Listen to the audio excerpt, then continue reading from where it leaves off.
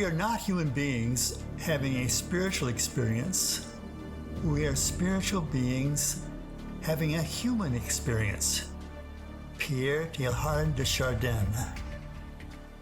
As a person committed to leading and facilitating our fellowship services, I encourage spiritual experiences that lead to engagement outside our services. Still, one question plagues me.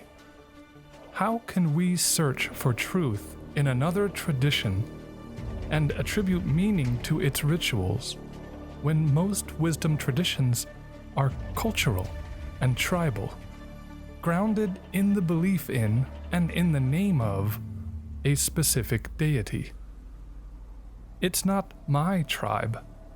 It's not my God. How do I interpret the rituals and sacred texts of someone else's religion? Surely not just by perusing Wikipedia.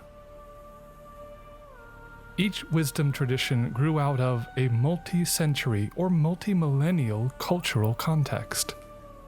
Therefore, I propose that our own spiritual growth can only begin with the starting points we all bring, our personal spiritual history, before encountering other traditions.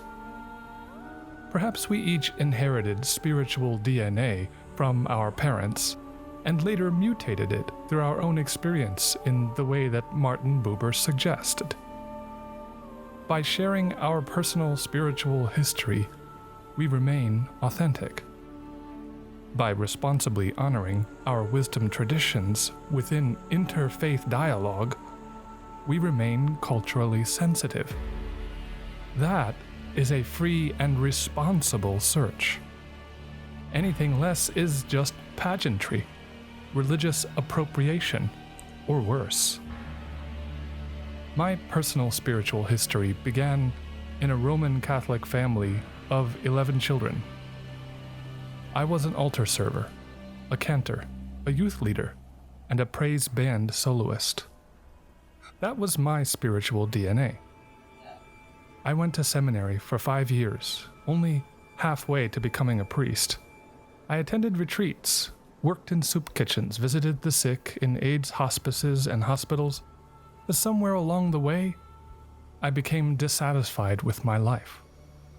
I had constructed walls of celibacy to keep me in and others out. The program of priestly formation felt too preconceived and pre-ordered for me.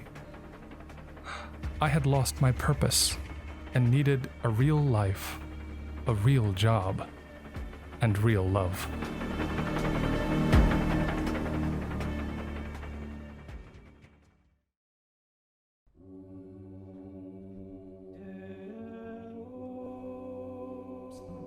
Purpose provides activation energy for living.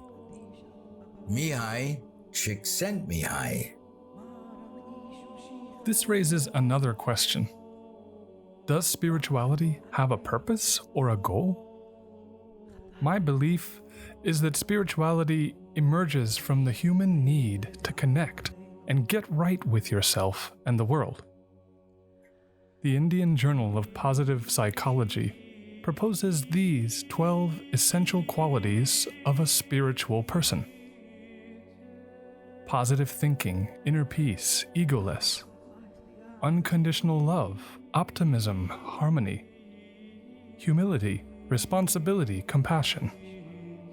Justice, simplicity, and reciprocity.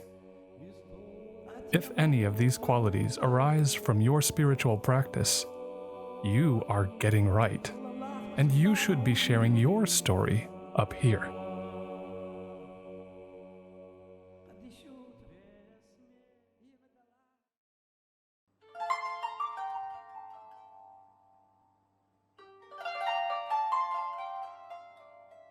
All journeys have secret destinations of which the traveler is unaware. Martin Buber. A journey of spiritual growth is a lifelong path of lessons, commitments, failures, recommitments, awakenings, and extended periods of dryness and loss. This cycle of spiritual growth invariably repeats again and again in our lives.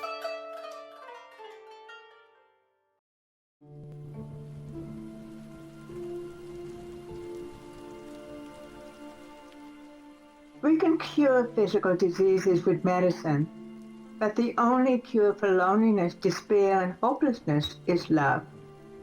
There are many in this world who are dying for a piece of bread, but there are many more dying for just a little love. Mother Teresa. Few people can know what losing a vocation to the priesthood meant to me after 22 years of faith, hopes, and dreams. Upon leaving a Roman Catholic seminary, I had a 7-year relationship with the legendary Miss Florida female impersonator, Tiffany Arriagas. I lived for years in suspended disbelief, working at a t-shirt shop, a mortgage brokerage, and a diagnostic imaging company, before finding my passion as a software developer.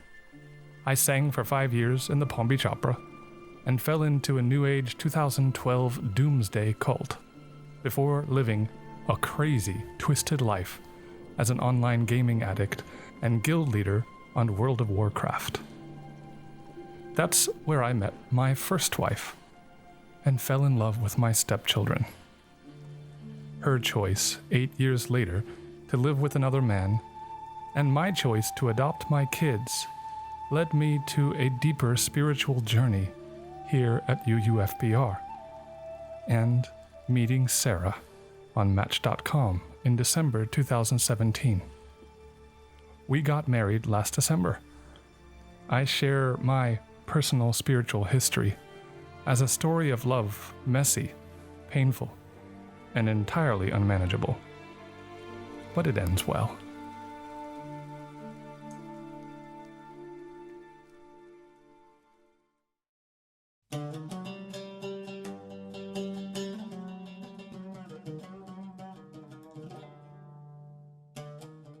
Have enough courage to trust love one more time, and always one more time. Maya Angelou. Oh, that we might find that one rock, the terra firma in the sea of change, to permanently plant our flag forever in the blessed assurance that nothing could ever shake our confidence again. But that isn't how it works. Maybe the only truth is that final, irrefutable truth will elude you. To plant your flag is to close the debate, to end the discussion, and cease your search.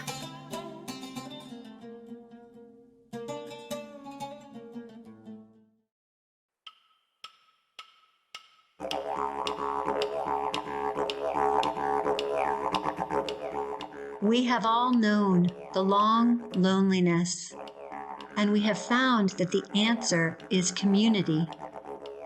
Communities are made up of the unlovable as well as the lovable. Dorothy Day. The most durable and common path along our UUFBR spiritual journey is commitment. We are building the welcoming and beloved community. These pillars and windows don't build themselves. I share this with you today because the beloved burden of our commitments can bring joy to our spiritual journey. But what if we're missing something? In busyness, we close ourselves off to our next spiritual awakening.